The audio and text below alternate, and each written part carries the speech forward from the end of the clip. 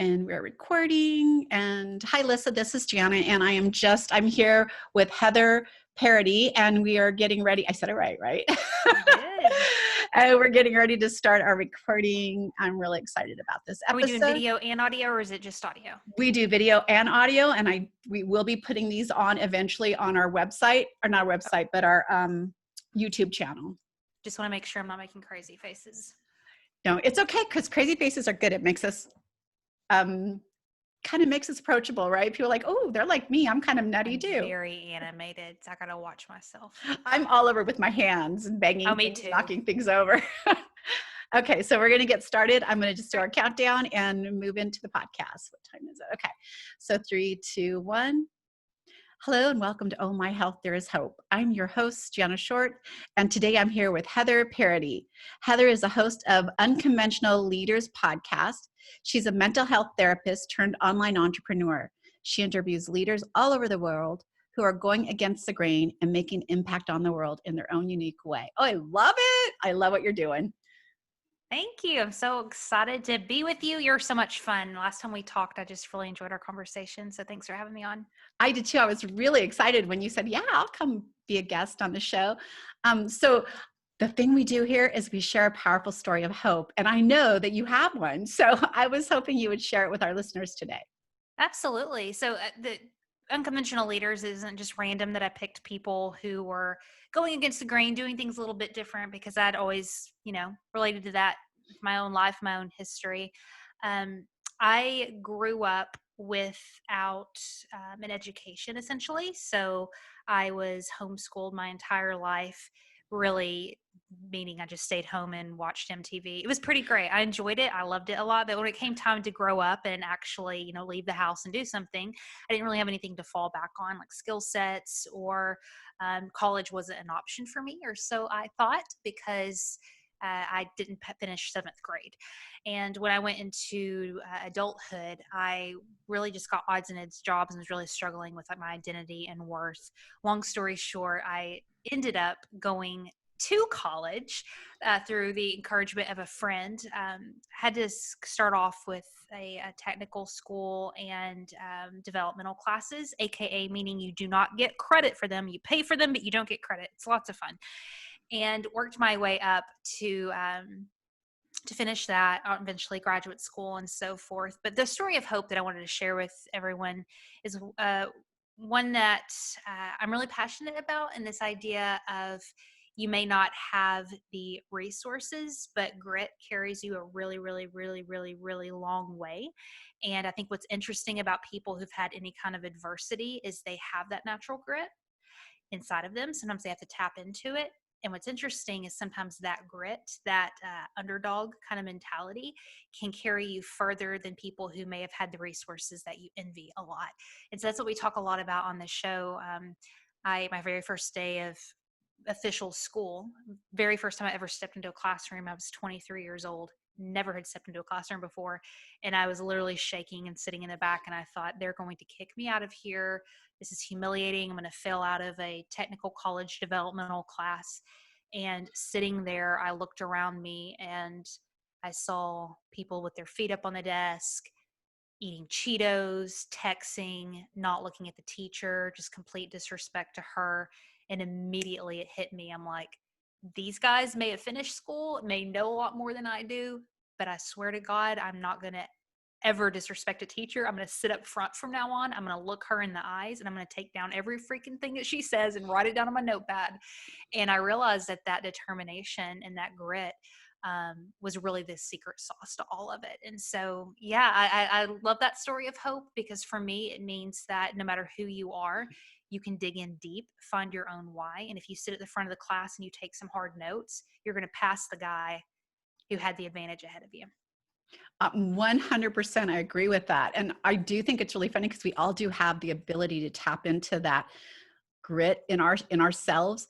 Funny though, we never seem to do it for ourselves, but tell a mom that their kid is going to be in harm's way and watch what she does.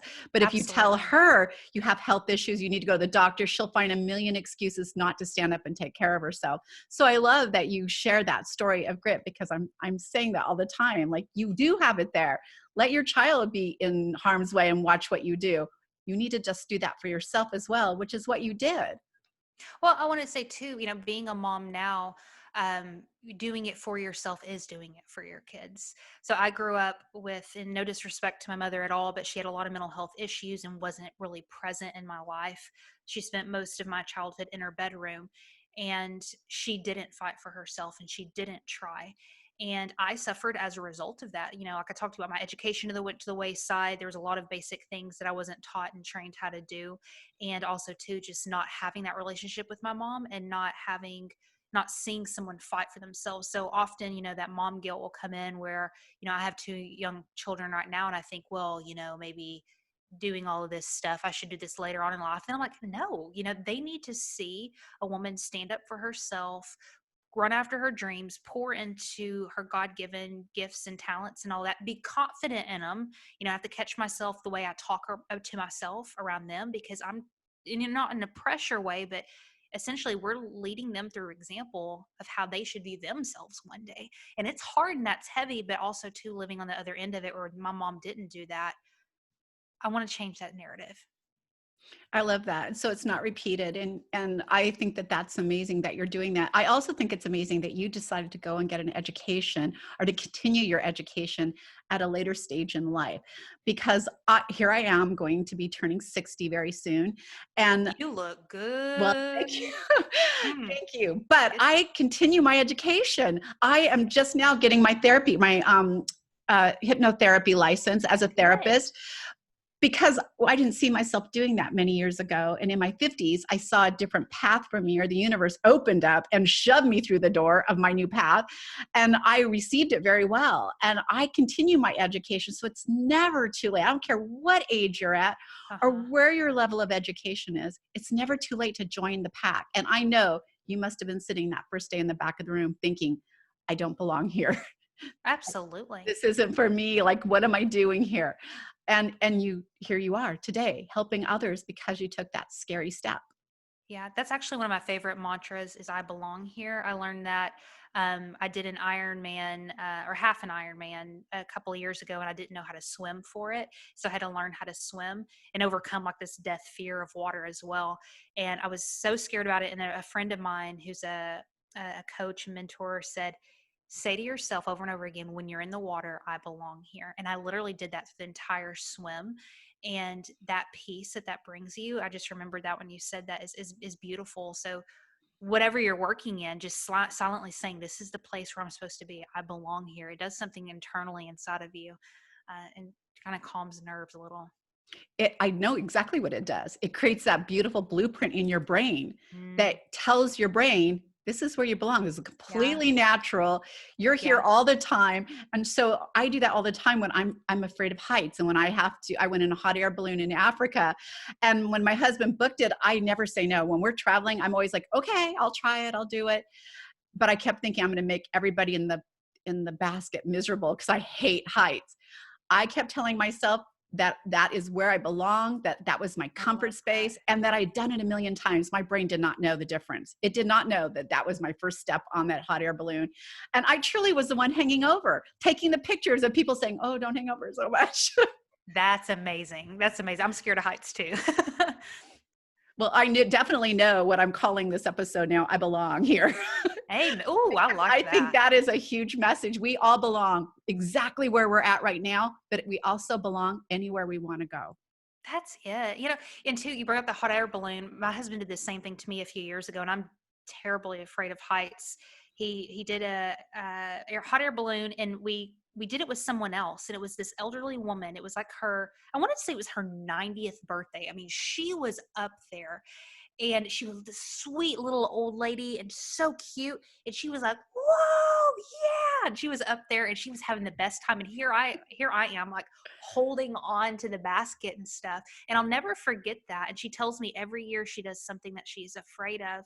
And it's so ironic that like towards, later parts of your life, you realize what it's really about, and if we could kind of grasp that earlier, how beautiful would that be? But it was just ironic, she was just like, yeah, I mean, she was pretty hardcore. So I love it. She was the living and you were the existing in life at the time. I'm here, I'm just Yes. existing, getting through this. And she was living the experience. Exactly. That's powerful. I love it. So tell me how you're showing up and changing the world now. Oh, well, trying to. I'm going to quote a rapper. I'm sorry, but It's I have okay. to. Macklemore, one of my favorite lyrics of his is, and I'm going to totally jack it up, but something along the lines of don't set out to change the world. Find something that you love and do it every day. Do that for the rest of your life, and eventually the world will change. And I love that lyric because for people, those of us, and I'm sure people who are listening to your show, you love people and you want to change the world and you want to step into your calling and your greatness. And sometimes there's like an overwhelming pressure with that, when the secret is finding something that you really love and expressing yourself through that. And that is how the world changes. And that is how you step into your calling. And so, I don't know, over the past year or so, especially discovering Big Magic, Elizabeth Gilbert, her work. I don't know if you're familiar with it. It's been really shifting things in me, where instead of setting out to, have this end result, I'm really trying to shift things in me to be a little more honest and real with who I am and expressing that. So it's a very hippie, creative way of saying, like, um, the show telling story, I feel like, is my real calling. I have a business and I love the people that I work with, but to me that affords me the opportunity to share stories through the podcast. And eventually when COVID lifts, an actual real show, which we're shifting into. I think story is interesting because, like you said, I think you said it earlier, we see ourselves through it. Um, Sometimes there's such dissonance between where we feel like we are and where we want to be. And when we see someone who's looked like us, been through what we've been through, it gives us a reference point that says, well, maybe me too. So, yeah, I think that's my quote contribution to the world, but it's super selfish because I absolutely love it. How long have you been doing your podcast? 3 years, 7 months. Wow, I'm just hitting a year, so congratulations to you, Congrats. because it's a lot of work. It's, by the way, Yes. every time I get off interviewing someone, I really feel like I'm floating. Like it Mm-hmm. feeds me more than I'm probably Mm-hmm. feeding the world. But I know that your podcast is creating this incredible ripple effect out in the world. That's creating that change, because there are people who are in your shoes that see you, relate Mm-hmm. to you, and Mm-hmm. see that you were able to create that change. And if you can do it, you're not that much different than them. Why can't they Right. do it? Right. Yeah, it's a concept in psychology called modeling, and they actually use that with young people, which is who I worked with before I took the leap and started an online business. Is you have to see someone, and that's why it's so there's such a movement and voice about representing diversity within our media and so forth. That's not just to be cute. It's because it actually, if we can't see someone who looks like us literally, there's again that belonging piece. We want to feel like we belong, and story creates that belonging. I love that. Again, that's not your podcast. What is story? I'm sorry. You keep saying the word story. That's not the name of your podcast, though. No. It's not. It's called Unconventional Leaders. I just Got it. say story because I love it. I like it too. That's why I was like, wait, what is that? So what other ways do you contribute to what you're doing? Like, as far as putting that hope out into the world, how do you help others? What is your online business that you're doing? Sure. So I work primarily with service-based businesses, helping them create courses and digital products. So I work with a lot of therapists, which is really interesting. I don't advertise that I work with therapists, but they're all like attracted to me, I guess. And it's interesting. Like I'm like, God, you know what you were doing, because that's my background. But really, they're successful in what they do one-on-one, but just translating that online is sometimes a little bit difficult. Yeah, and I really love it. There's such a hesitancy, and I understand, and this because I know this is your jam. But it's interesting how we're entering into an age where being digital is becoming less optional, especially if you're in the business space, and it's really terrifying because we're having, or it can be, um, you have to think of yourself kind of like as your online identity. And there's dissonance between that identity and sometimes your real identity. And then the idea is that you're trying to blur those two together and figure out how to do it, in this buzzword, authentically. However, um, there's also like privacy and stuff like that. So you're trying to, it's really tricky and interesting. And I think, I'm in my mid 30s right now. I know my kids, it's going to be a different world, but we're really the first kind of generation to go through this full stage of figuring out humanity online and what it looks like to be professional, be human, have a personal life, have a brand, have all of these things digitally, and still stay true to ourselves. And so that was a very messy way to say, helping people navigate through some of the internal battles of showing up online. It's a lot trickier than just setting up an Instagram account, because you're going to have to ask yourself some of these deeper questions of like, who am I in this space? How do I want to show up? How do I remain, quote, authentic, which is everybody wants you to do, and professional at the same time? It's really interesting. I think there's probably going to be a whole branch of psychology from this over the next few years, because again, this is new. It's relatively new. It is new, and it can be, I tell people all the time that it can be a very scary place. It's like catfishing, but in a whole different, bigger scheme, right, of things. Mm-hmm. And so if you're ill or you're seeking some sort of answer and you're really desperate for it, you are going to run into some of those negative people that are just trying to sell you a product or take advantage of your fears. Yeah. Here's the thing, Heather, where else in the world can I sit at a computer and globally extend my reach all around the world and find the right answers? You just have to put on that hat, ask questions, get to know that person first. There's a disconnect from our service bases online. And if you walked in the store and looked someone in the eye, or into a medical office and look them in the eye and ask questions, both of them have flaws, right? But for some reason, I feel more comfortable when I'm looking you in the face and you're a person. I can go there if there's a problem. But online, people disappear overnight, or they're not authentic, or you meet them later and it's not even the person that they have representing themselves on social media. So the help is out there. You just have to be aware, ask answers, do research, find places that have done vetting for you. Yeah. But I think it's a beautiful space, and I'm so grateful, because I know today I would not be here had it not been the internet, and I was a baby on the internet. Yeah. Well, yeah, you brought up so many good points there too. And I think the disconnect you were talking about from seeing a number and understanding that's a human, because I know a lot of times when people start building brands online, they get really, that comparison thing of like, oh, I only have this many people in my group, or this many on my email list, or this or that.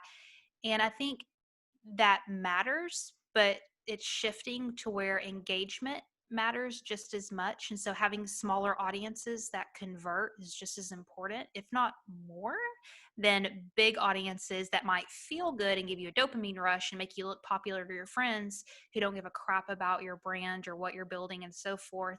And I think that's becoming a little bit more apparent, especially now that people are reaching out to, quote, micro influencers, and people are understanding engagement is just as important. And all that to say, I love what, I think it's Pat Flynn, he's out in San Diego.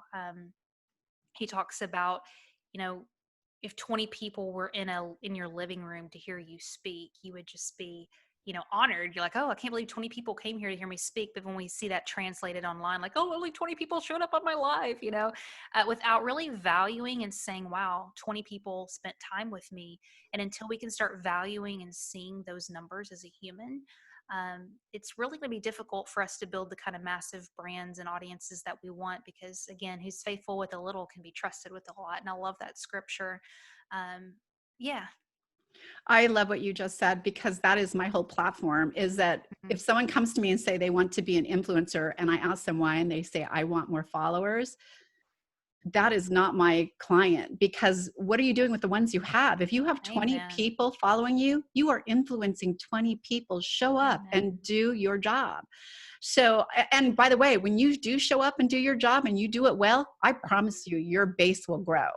So Absolutely. I feel like we just have to remember there's a human that has an entire life of craziness going on their side of the computer, and we have to be respectful of that. And I think that's what I mean by being authentic, showing up, being yourself. Don't make promises you can't keep.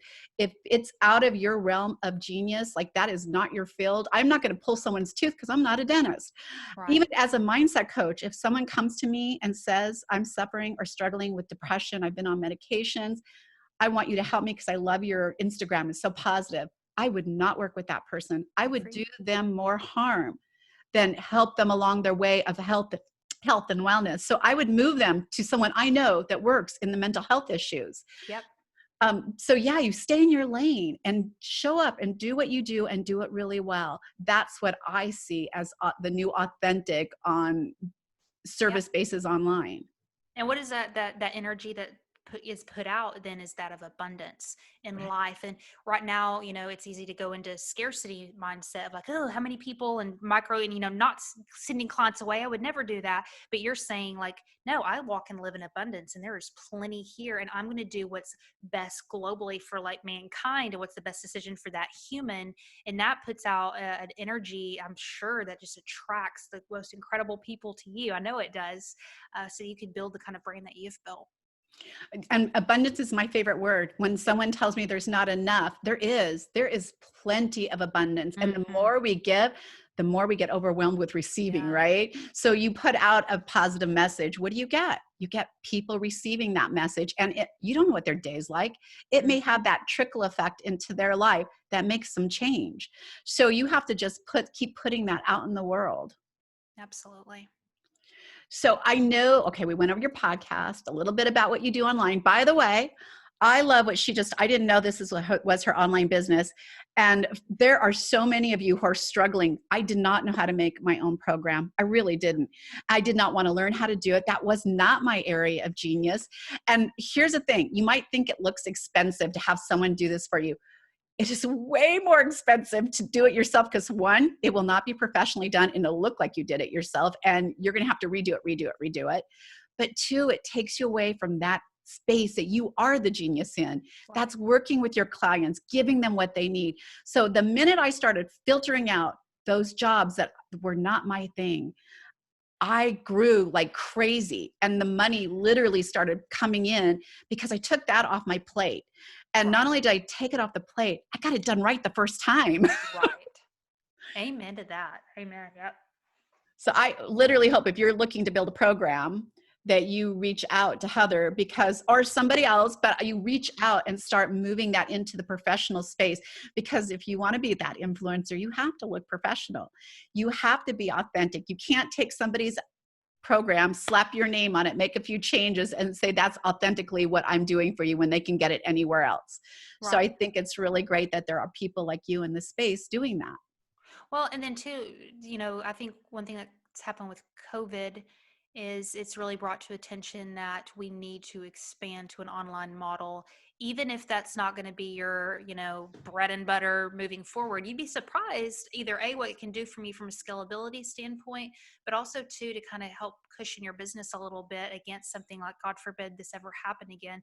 I mean, my acting coach, she's been in, her studio years and years and years, super successful, and just dropped like that. And she didn't have online programs or anything set up to help supplement some of that income that was immediately lost. And so, again, we're coming out of this. I'm very hopeful for it. However, though, looking down the road, not for like in a fearful way, it's a smart thing that you really need to consider having some kind of side income online, just to keep you protected. And it's scalable, y'all. You can make money from all over the world. Anyway. 100%. By the way, I was already online, and because of COVID, when I was coaching all of my health and wellness coaches, the first thing I said, this is your opportunity to shine, to have that beacon of light on you. When you're on a plane, I know everyone's gone through this, and I fly all the time, but still when we hit those turbulence and they're a little bit rougher than others, I can feel my heart start racing and that panic come in. The first thing I look for is a flight attendants. And if they're just walking around serving drinks and calm as whatever, immediately I relax. Like, this is the norm. They're used to this and they're not panicking, strapping up, so I can relax. Well, in the health and wellness field right now, with everything going on, if you're that peaceful anchor, people are attracted to it because they're looking for calm and peace and solutions. So show up in that space. What a great analogy. Thanks. I love that. And it's so true. Yeah. So where can people connect with you? Sure. I'm at Heather Parady everywhere. Send me a DM. Let me know what's going on in your life and your world. Would love to connect with you. Show is Unconventional Leaders. It's very quirky and strange, but that's what I do. I love it. And I've been listening to it. So it's pretty dang good. And if you go to Heather's, one of the things that I talk about is giving back. And one of the ways you can give back is leave her a rating and review. And when people come to be on my show, if they haven't listened to the show, I'm like, how do you know it's even your platform? Go listen, find your favorite, leave a review for them. But go to her show and leave reviews. That's a gift that really, truly keeps on giving. Yes. Thank you. Well, thank you so much for being with us today, Heather. I really enjoyed it. I was so looking forward to it. You're awesome. Thank you so much.